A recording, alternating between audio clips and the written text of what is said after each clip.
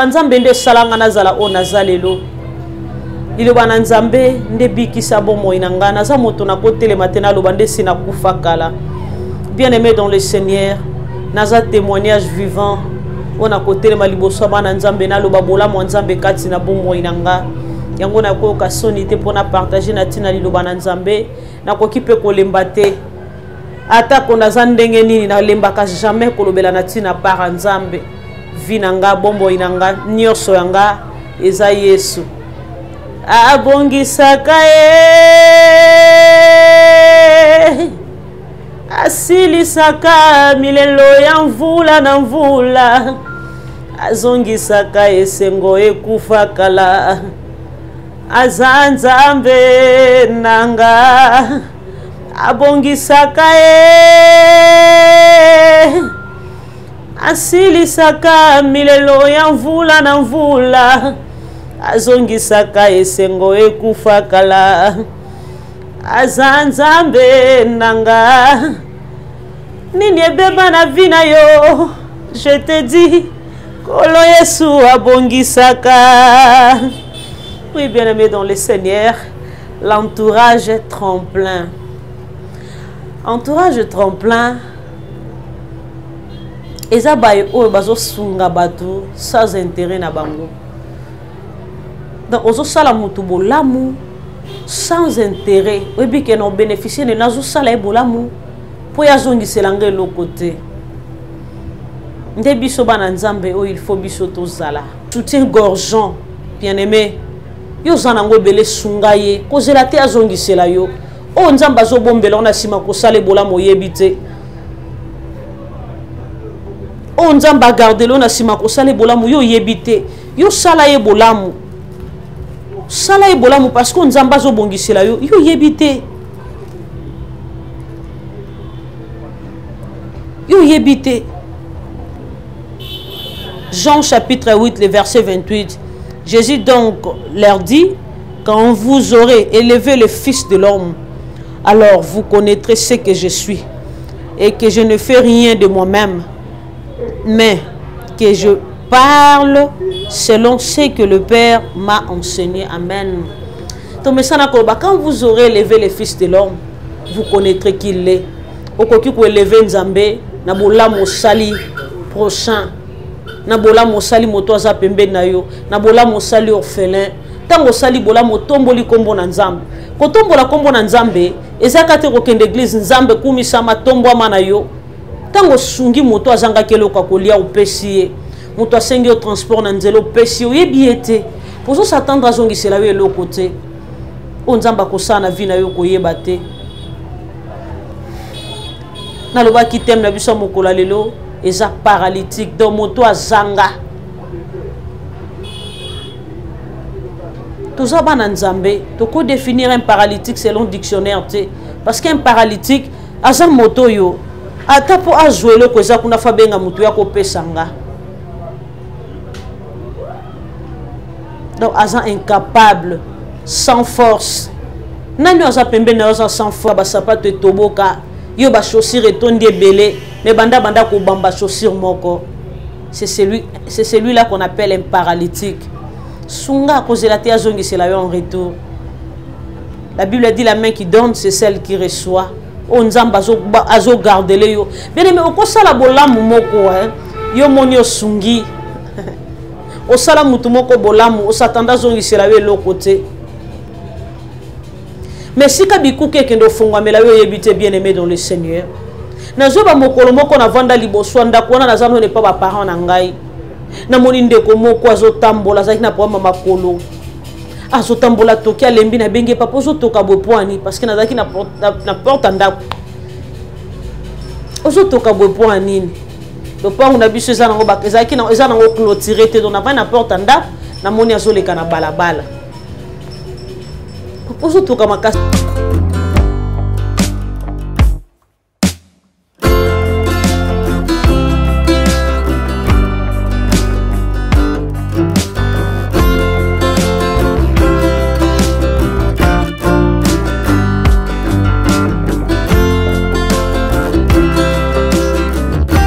Shalom, shalom à vous les enfants de Dieu. na pesibino mbote na kombo na Yesu. C'est bien moi votre frère, le pasteur Israël Nash. Je vous salue au nom de Jésus. Je suis précisément à Kinshasa.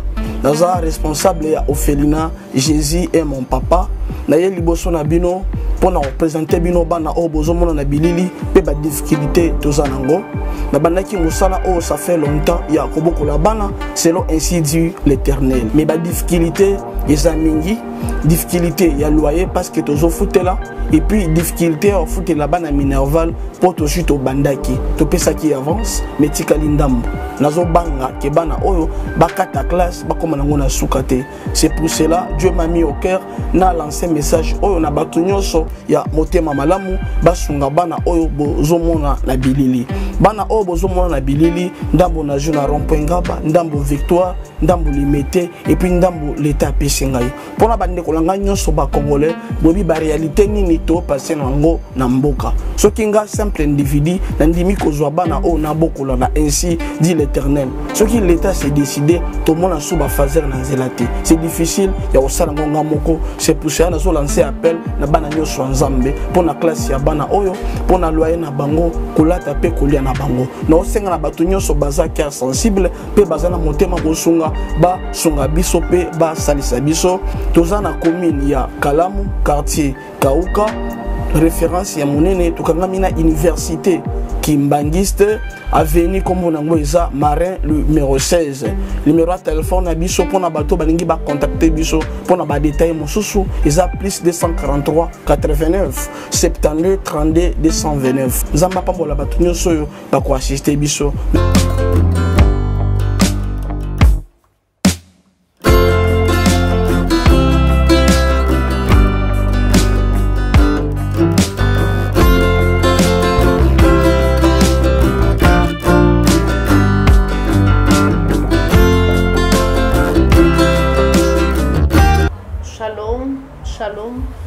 Shalom Nabandeko Balandi, instant devant le trône.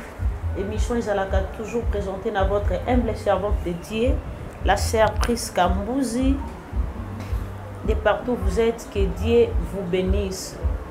Nzambalola apambola bino, apambola nga, apambola biso nyonso.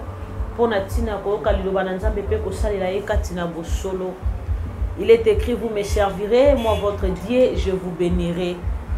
Il est écrit, vous me servirez, j'éloignerai de vous la maladie et j'éloignerai auprès de vous la maladie et la mort. Amen, bien-aimés dans le Seigneur. Yamboto kotana o nzambati ninga na partager na peuple na mokolo lelo. Na lingi ete to kendo kumba mutu na biso na lo sambo to sambela nzambo apesinga na makasi wa monisi biso mokolo lelo wa kutanisi biso na mokolo lelo asali biso encore grâce faveur. Pote toyebana ko partager na tina yobana na mokola lelo. Yahweh Yahweh Yahweh Yahweh Yahweh Yahweh Yahweh Yahweh Yahweh Yahweh nzambe na lola na tatoli ozali nzambe o. Yahweh Yahweh Yahweh Yahweh Yahweh Yahweh Yahweh Yahweh Yahweh Yahweh nzambe na bomoi na tatoli ozali nzambe o. Nzambe nanga yo zali nzambe o. Papa nanga yo zali nzambe. Olo nanga yo zali nzambe. Tikanga inakumisa yo.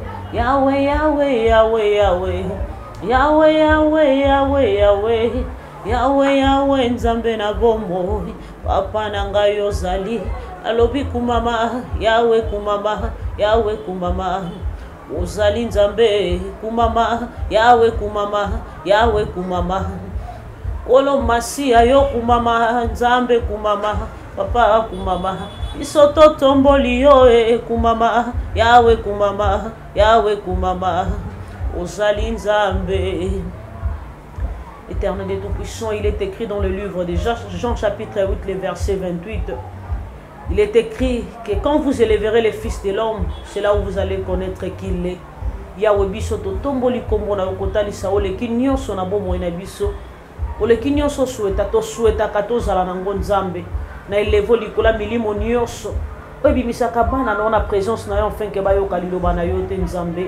Yahweh tika ite lilobo ko bima na mokola lelo et sala misala échanger identité, échanger ba caractère, ba comportement ya ba nyonso nkolo ba koyoka yango nzambe.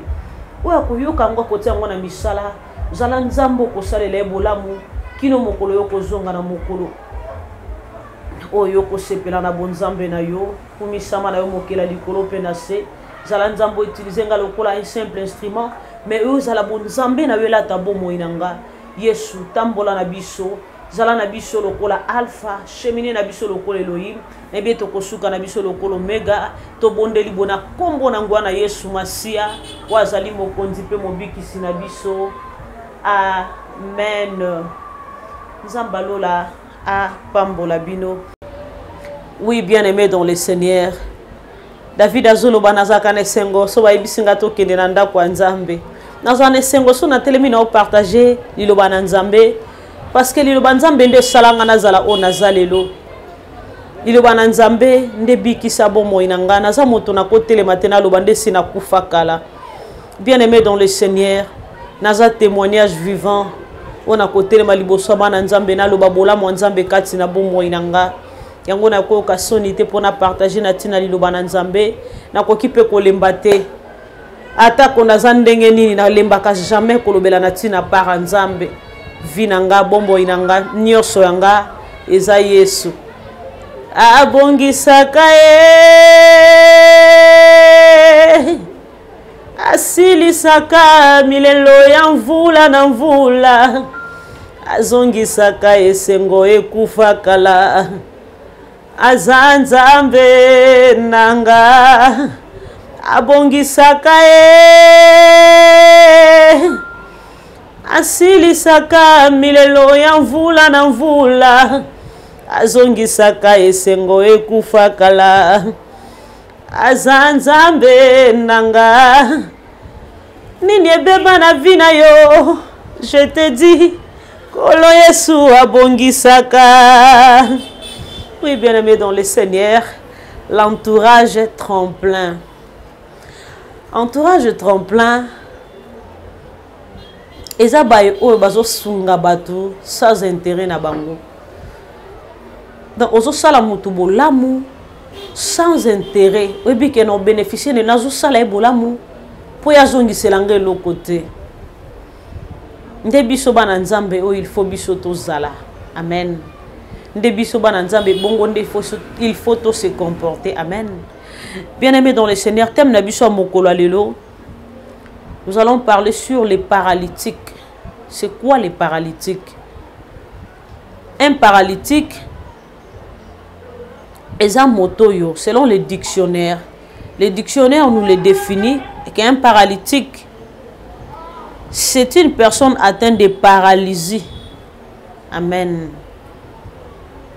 Mais bien aimé, un paralytique, c'est celui qui est incapable, sans force, sans soubassement, sans aide.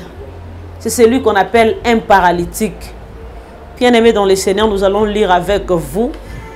Nous sommes dans le livre de Marc, chapitre 2. Nous sommes dans le livre de Marc. Marc, chapitre 2, le verset 1 à 4. Nous lisons au nom du Seigneur Jésus-Christ de Nazareth. Quelques jours après, Jésus revint à Capernaum. On apprit qu'il était à la maison. Et il assembla un si grand nombre de personnes que l'espace devant la porte ne pouvait plus se contenir. Il leur annonçait la parole. Le verset 3. Les gens vinrent à lui à lui amena un paralytique porté par 4 hommes. Comme ils ne pouvaient l'aborder à cause de la foule, ils découvrirent le toit de la maison où il était et ils descendirent par cette ouverture les lits sur lesquels le paralytique était couché. Amen, bien-aimés dans le Seigneur. Amen. Amen. Yeshua Nzambe. Bien-aimé dans le Seigneur, Bible soloba na mikolo na mo mikolo. Quelques jours après Jésus revint à Capernaum. Na mo mikolo Yeshua na Capernaum. On a appris qu'il était à la maison. Batu baye koye bakazalaki na ndako. Et na kati ya foule ezaki na 4 personnes ba mema kip motomoko un paralytique de l'autre koloba moto aza incapable, aza sans force, aza ne l'autre côté, aza sans soubassement. 4 personnes ba memie tant ba moni batu bazala ki belé fou les alaki ba moni ke na lolenge batu bazali moi to kota isika Yesu aza ezate ba yeko découvrir na ndako Yesu azalaki ezalaki na moi lidusu moko na toiture. Bien aimé dans le Seigneur, ba découvrir ba zu moto na ba bois qui na kati. Si ba zu moto na ba memie baza na intérêt nini oya moto na kozongisela bango bango posa na bango ezalaki ba mona ekaka ya za pe na 4 makolo lokola bango azobi mazo tambola lokola batu nyonso pardon na makolo mibale lokola bango azobi mazo tambola lokola batu nyonso asala musala nde moto nyonso salaka azala na kimia nde moto nyonso zalaka na kimia. Bien-aimé dans le Seigneur, eza vi oyo ngai na yo mwana na Nzambe il faut to mener to sala bola moto zela te batu bazongisela biso. Oui, ce n'est pas facile. Ingratitude eza nature ya être humain. Mettons que bana na Nzambe il faut tous à l'entourage tremplin to sala bolamu to zela te batu bazongisela biso. Oui, na bien to vando babanda na banda ko sala bolamu batu bafutanga toujours mabe oyebite na sima bolamu yo sala nini o Nzamba komela na livre à souvenir, nini o Nzamba bombela yo, nini o Nzamba bakisela yo. Bien-aimé dans le Seigneur, to kobana ko sala bolamu to zela kate bato bazongisela biso mabe. Bien-aimé dans le Seigneur, ezana bato belé na sambo kilo bazo souffrir. Ngana mona muto azana alata kelamba rouge atambol na mutuka rouge, alati chemise à bleu atambol na mutuka bleu. Mettons mususu ndeko mo libanda zangi ya kolia komela. Tant mususu ke na église mo quelqu'un komoni mo sala Nzamba zote ya chemise toboko sekiye que pasteur alata kaka babiloko moko ndeti paou. Bien-aimé dans le Seigneur, nous devons aider les gens au bazangi sans que bazongi c'est la biso en retour. Il faut to sunga ozo pesa mutu ozo s'attendre te que yefa zongi c'est la ngando parce que bato ti ba memi paralytique et pas ina Yesu ba luki toiture wana za esika liduso za ki ba bois ki ye intérêt na bango ezala ki nini parce que bango bazana makolo na bango. Mais tozo sambela okomona muninga la tela mbeto boko zo chola ye o vandi ku tozo tanko critiquer ye pena ye ba kolata te tanda la ta 12 couleurs o mibengi mwana na Nzambe. Bien-aimé na lingi totanga la lingi totanga longo na yo lingi totanga. Là nous sommes dans le livre de Philippe chapitre 2 le verset 5 à 8. La Bible nous dit: ayez en vous les sentiments qui étaient en Jésus-Christ, lesquels existant en forme de Dieu n'a point regardé comme une proie arrachée d'être égal avec Dieu, mais s'est dépouillé lui-même en prenant une forme de serviteur, en devenant semblable aux hommes, et ayant paru comme un simple homme. Il s'est humilié lui-même, se renda obéissant jusqu'à la mort, même jusqu'à la mort de la croix. Amen. Bien-aimé dans le Seigneur, ma commune Nzambe zolo banabiso tozala lokola Yesu. Oya zwa ki forme ya moto pona kwa kokufela yo nanga. Ti kino na mokolo na ye ya kokufa azalaki toujours simple. Abande ko sala bola mu po mutazongisela ete nini yo nanga tokopesa Nzambe. La Bible dit l'air, l'être, les mouvements appartient à lui. Donc ce que je pema wezakati nanga na suna makaso tema liboso na binote na loba. Na côté ma pona loba lisusu nini. Mais amisala qui semblable na moto. Pourquoi asala ngana yo bolamu abikisa yo nanga abimisa yo nanga na libulu tozalaki? Il est écrit, il a effacé les actes, les ordonnances qui nous condamnaient à la croix. Maintenant, il n'y a plus de condamnation. Bien-aimé dans le Seigneur, les lomo qui les béba. Moi, je suis que l'église a zotala. Na mobo aninga bazo sambela. Ya zotala baninga na makolo. Ah la tina yende genin. Akangi miso sambela oki sur la parfum makasa fongoli miso tala na ye nango. Sala bolamo. Bayo ba mema ki paralytique. Liboso ya Yesu. bazaki nelo komo côté ya ko gagner ceux na bango zalaki ba mona ekaka bola ba mona ekaka bien ozobwa kabiloko mes voisins zolala nzala ozana bilambe bele mona nzambe 10 valises eza na borfelo bazangi bilamba olata eza na bato yo mona kana venu mona kalata kelambe toboka na place otchola yo tonga ye kiakanga kasinga soutien lizita bien aimé dans le Seigneur alata ka soutien gorgeant bien aimé yo zana ngo bele sunga ye kozela te azongisela yo o nzamba zo bombela ona sima ko sale bola moyebite o nzamba gardelo na sima ko sale bola mo yo yebite yo sala ye bolamu sala ye bolamu parce que nzamba zo bongisela yo yo yebite yo yebite. Jean chapitre 8 le verset 28 Jésus donc leur dit quand vous aurez élevé le Fils de l'homme alors vous connaîtrez ce que je suis et que je ne fais rien de moi-même mais que je parle selon ce que le Père m'a enseigné. Amen. Donc, quand vous aurez élevé le Fils de l'homme, vous connaîtrez qui il est.